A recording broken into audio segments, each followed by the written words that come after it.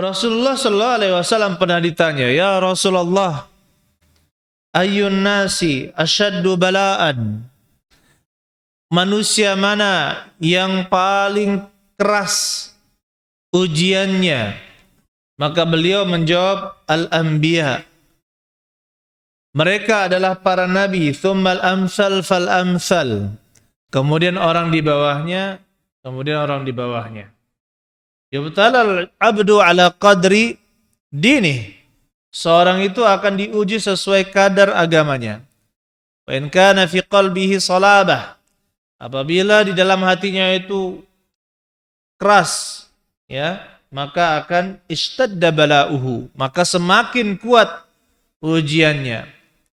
Wa in kana fihi riqqah, jika ternyata imannya tipis, ya, yubtala ala apa?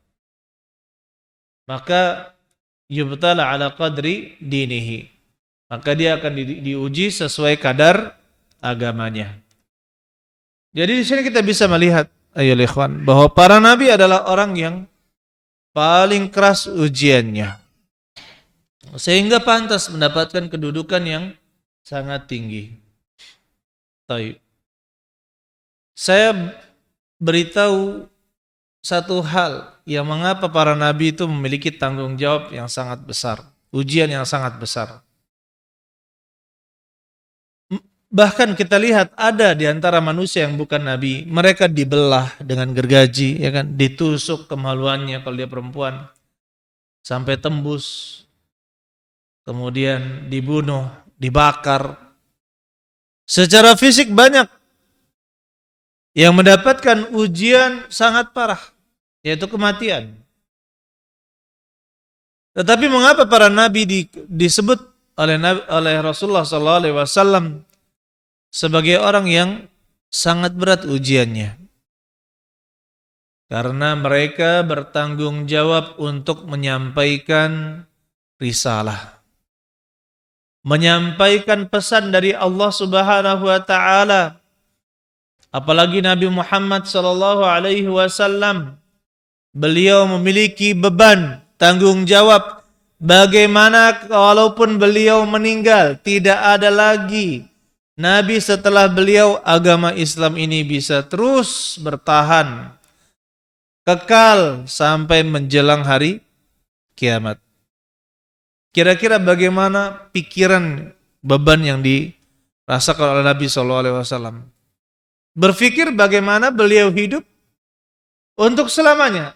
Maksudnya di dalam nasihat, di dalam keilmuan, mempersiapkan para ulama dari kalangan sahabat, yang mana para ulama sahabat mempersiapkan lagi yang lain, murid-muridnya untuk menjadi para ulama, terus sampai akhir zaman, sehingga ada orang-orang yang meneruskan ilmunya Nabi Muhammad SAW. Begitu pula mempersiapkan orang-orang yang terus-menerus membantu di dalam dakwah yang disebut dengan hawariyun, para penolong agama Allah Subhanahu wa taala, terus ada. Ini bagaimana mencetaknya? Maka harus mencetak para ulama terlebih dahulu untuk apa? Bisa menasihati mereka. Setiap umat, setiap zaman senantiasa ada para ulama yang membimbing umat ini. Oleh karena itu, ya ikhwan rahimani wa rahimakumullah, seperti itulah bebannya Nabi sallallahu alaihi wasallam. Orang ketika mengajar, potensi ilmunya hilang sangat besar, iya apa tidak? Coba kita lihat berapa banyak dosen, ilmuwan dan sebagainya, ilmunya sekarang tidak bermanfaat sama sekali, tidak dipakai.